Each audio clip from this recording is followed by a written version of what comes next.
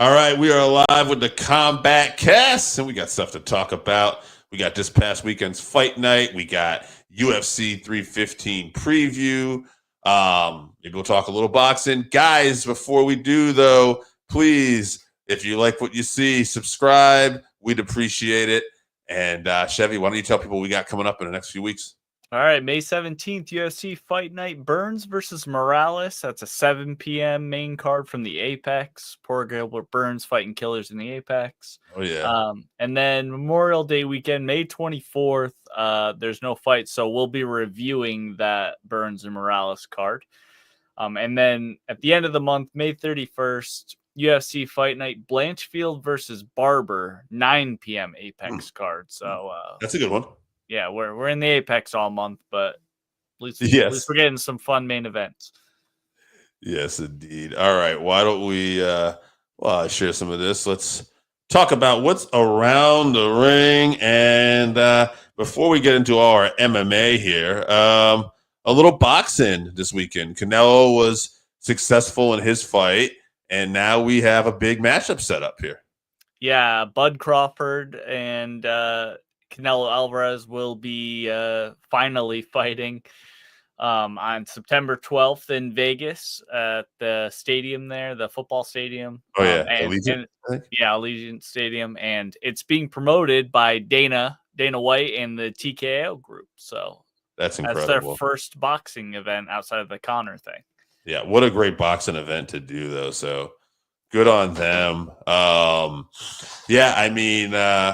So good stuff happening in boxing, good stuff with MMA, good stuff with TKO.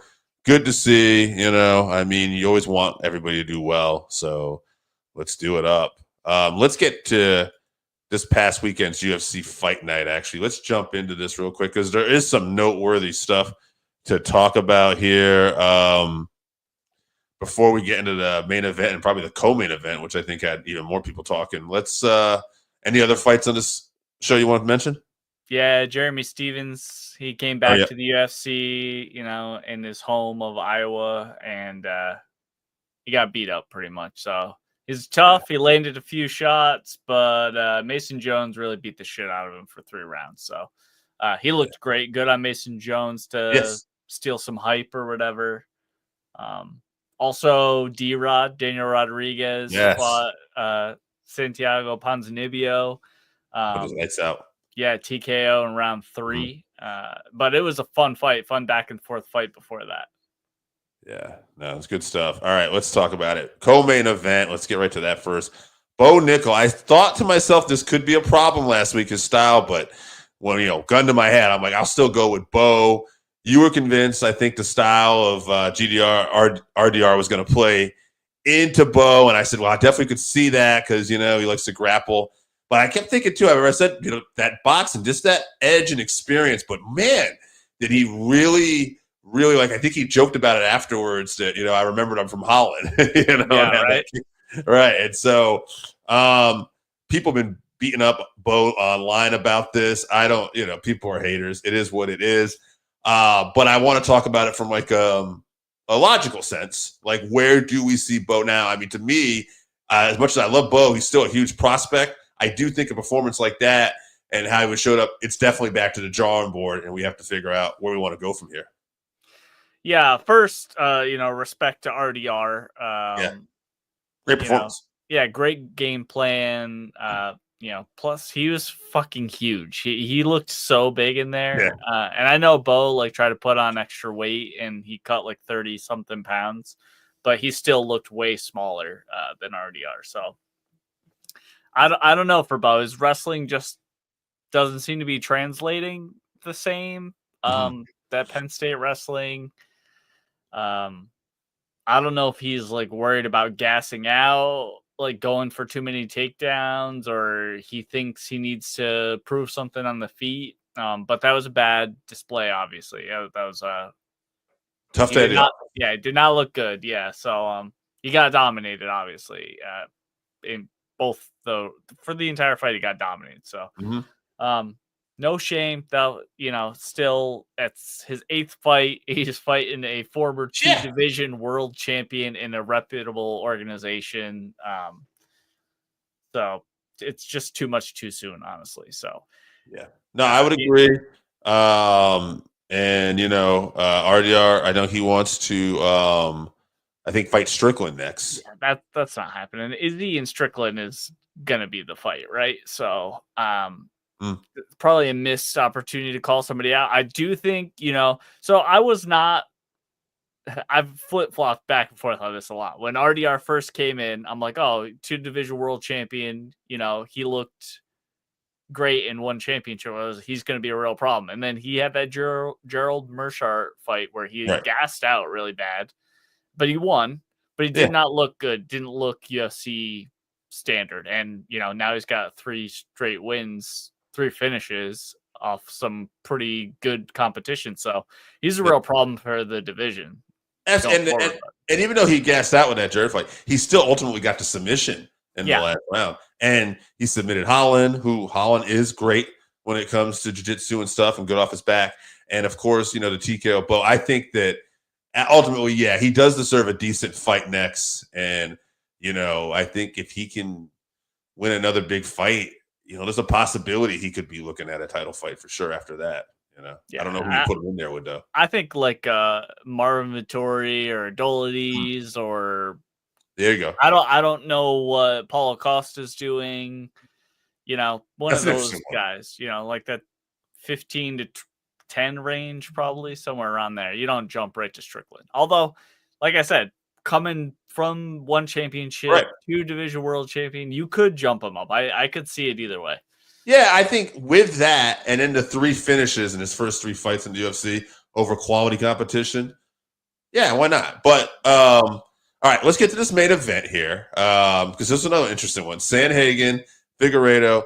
Man, Sandhagen, holy crap, dude. This guy, he looks like another level to me because, he was always good, but when he lost to Umar the last time, Umar looked so good. I thought, okay, he's good, but he's right out here. But it's like you can just see the improvements he keeps making. And he said afterwards, nothing, fires you up more than a loss if you're doing it right. And I am interested to see where we go in the future with Sandhagen. Could he get a title shot? I mean, Umar lost, so if Merab wins again, he's definitely an opponent. If Sean wins, maybe you're looking at a trilogy. So, but I think a Sean and Corey fight is the most fun. But I'd love to see that. Yeah, I also don't think Sean gets past Merab. So, but I mean, Corey looked like a world champion for sure. I think it was a bad night in the office for Figueiredo, regardless. But, credit that to Corey. Corey's very tough to game plan for. I would argue he might have the highest fight IQ in the UFC. He's just so intelligent, so well-rounded. So, I mean, he was dominating that whole fight. Figueiredo was playing like a guard game, which is definitely not his thing. I mean, it just shows he had no answers to Corey on the feet, which is where he wants to be. And then Corey was dominating him on the ground as well. So, if his knee didn't pop, he's going to get beat up for 5 rounds. So, also, Figueiredo is like 36 or 37 or something. Yeah. So bad knee injury probably there. I hope he can make it back, but that could be a career ender for him. So, we shall see. All right, this weekend, UFC 315, and we already got a comment here in the chat. Dragon's Den MMA thinks Belal is going to get robbed this weekend against JDM. I don't know if he'll get robbed, but it's a tough opponent, and we'll talk more about that soon because this is a lot of people do not want Belal to win, including probably the UFC. So, well, I know. I can see what he's saying. Yeah. Before we get to the main card, let's do what we usually do. Are there any other fights on this card you want to take a look at or shout out? On the prelims, Modestas Bukastis versus Ian Cutelaba. Cutelaba, I feel like he's fighting every other weekend. Yeah, shout out to that guy, still doing it. And then Jessica Andrade versus Yasmin Jazdavicius. It's in Canada. she's Canadian. She's on a streak right now, but Jessica Andrade is tough. So good luck to her. But main card. Let's get in this main card. Main card. Let's do it. All right. First fight. Benoit Saint-Denis is fighting what was supposed to be Joel Alvarez, which was very fun. He had to pull out, so now it's going to be Kyle Prepolek. Yeah, Kyle Prepolek is 18-8, 10 KOs, 4 subs, 4 decisions. He's won 4 out of his last 5, and he's had a 3-fight win streak, all finishes. But this is his UFC debut. He's from Canada, so I have a feeling that's part of why they gave him this fight. But Benoit Saint-Denis, 13-3-1, 4 KOs, 9 subs. He's coming off 2 losses, though, here, but to Dustin Poirier and Renato Moicano, but he did get finished in each of those. Prior to that, he was on a 5-fight win streak with all finishes. And as Dragons Den MMA, that he gave him a nobody. I'm not saying I don't know the guy, but I will say this. I do think they want to get Benoit Saint-Denis on track here. And so I'm picking Benoit Saint-Denis. I'm going to go TKO. God, it could be early as round 1. I don't know much about Kyle, but I've seen he's been finished a few times. And Benoit Saint-Denis, he definitely wants to put him out. So I'm going to go TKO round 1. Yeah, I mean, the only thing I know about Kyle is he's 0-2 in the UFC already. Oh, okay. I thought it was his UFC debut. He's coming back. He has he fought his way back in. Yeah. This is a 5 days notice. Like Dragon's Den said, BSD is minus 1,000. So I was looking forward to this matchup with Joel Alvarez, which BSD was probably going to get knocked out again. But we make do. So BSD could probably, get a win. I assume he gets some, I don't know what he's going to do to this guy. I don't know enough about the guy, but I assume he gets some sort of finish.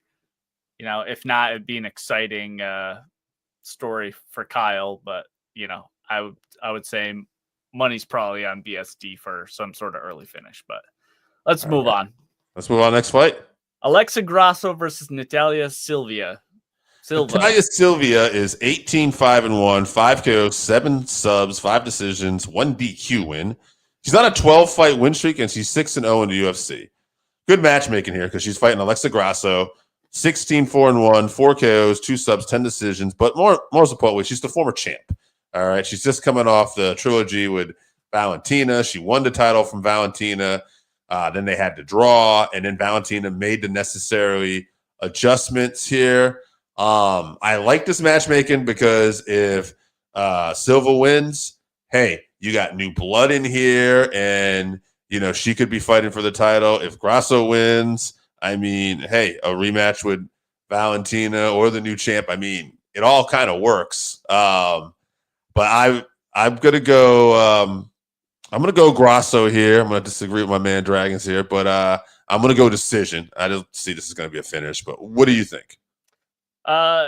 Yeah, like you said, Natalia undefeated in the UFC, but Grasso has, taken Valentina to the limit in that trilogy. I would argue Valentina maybe got a little lax, like Amanda did versus Pena. Nunes did versus Pena, and that's why she lost that first one. But honestly, I think this is a pick'em fight. I'm gonna go with Silva.